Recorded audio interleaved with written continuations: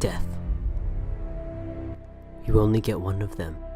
But I digress, that you are already dead, when you are no longer eager to learn, artistically innovating, intrinsically motivated, and hopeful, all in the pursuit of your dreams for the future. In other words, in our nation's schooling system, you are already dead. But, lucky for you, not only is it not the end, but you have me now. You can call me 10, because like you, I am much more than a number. Now, I am not a hero. I can't save you. What I can do, though, is I can teach you, maybe even inspire you. And most of all, I can believe in you.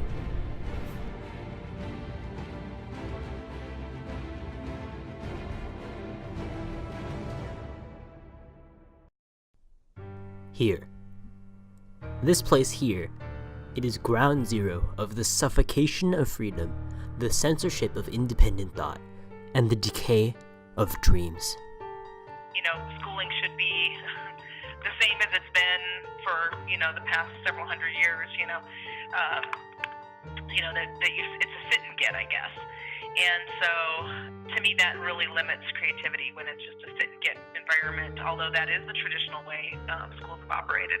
You can already see here the industrial influence, a one-size-fits-all lecturing-based learning, followed by memorization of facts, replication for testing, and an overall standardization in education. Underneath this are a series of conflicts in the system, with efficiency of production and miscommunicating individual parts of the system. In that chaos, everyone is confused about the purpose of education, how to execute curriculum, and how to make sure that we are actually executing curriculum. And so the public wants those schools to be better, of course, but what the public focuses on is making them better by improving their reading and math scores.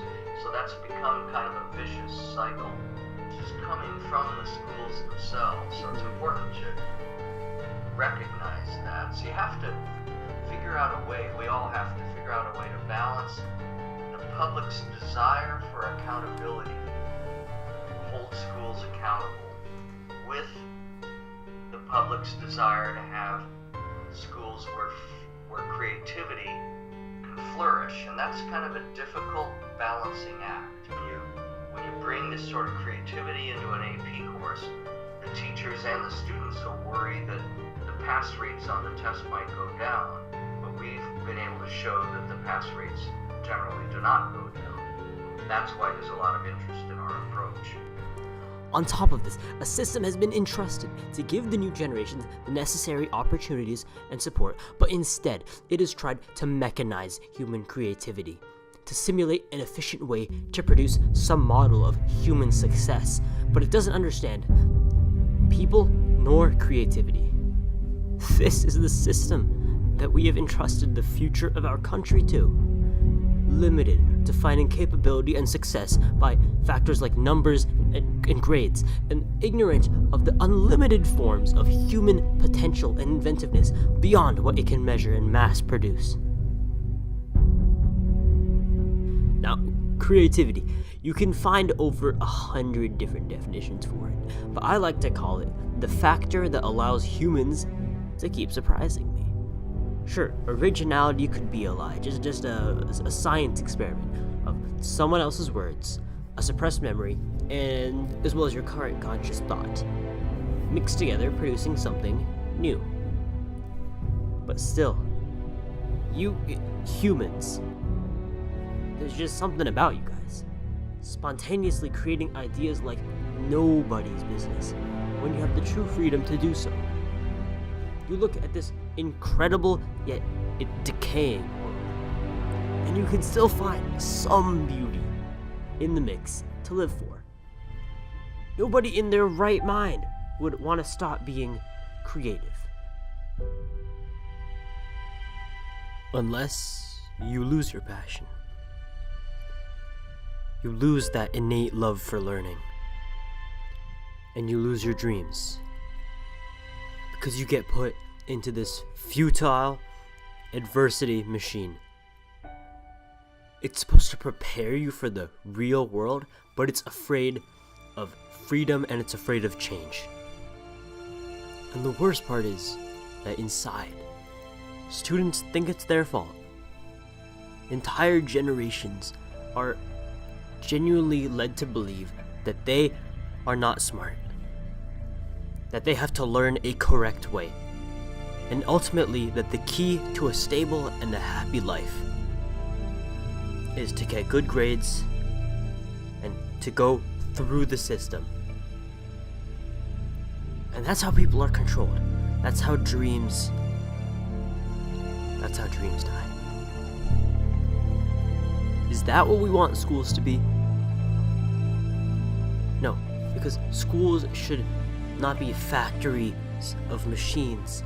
They should be factories of dreams. Because it is following your deepest passions instead that is the key to a happy life.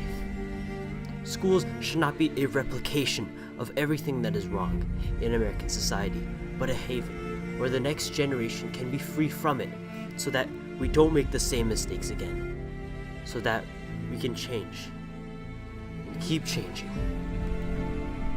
This repeated systematic massacring of dreams, it has created a society where growing up and living in it is painful, it's empty, and the norm is to pretend that everything is okay when it's not.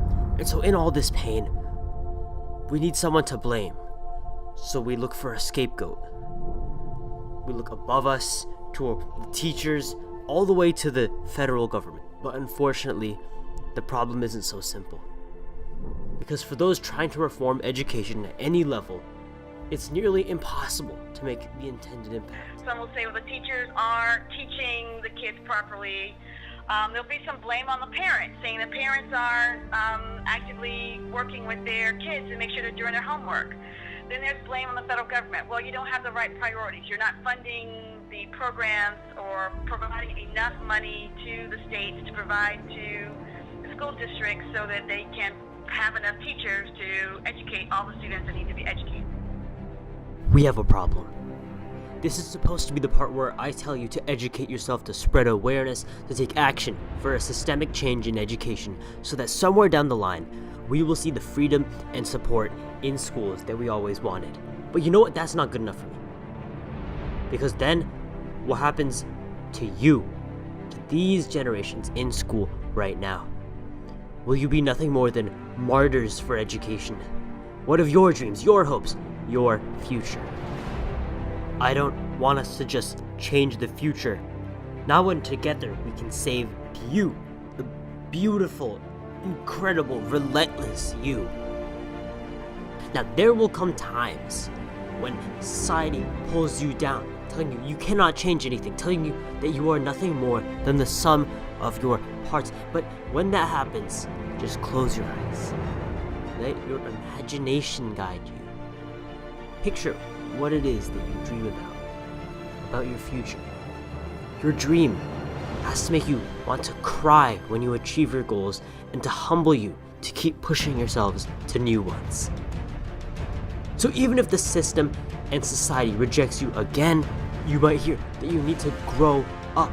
But if an adult is someone who is smart but abandons their dreams and their passion, and a child is someone who is foolish but brave enough to ask for their dreams, then stay foolish. The dream you and I have, I want to fight for it.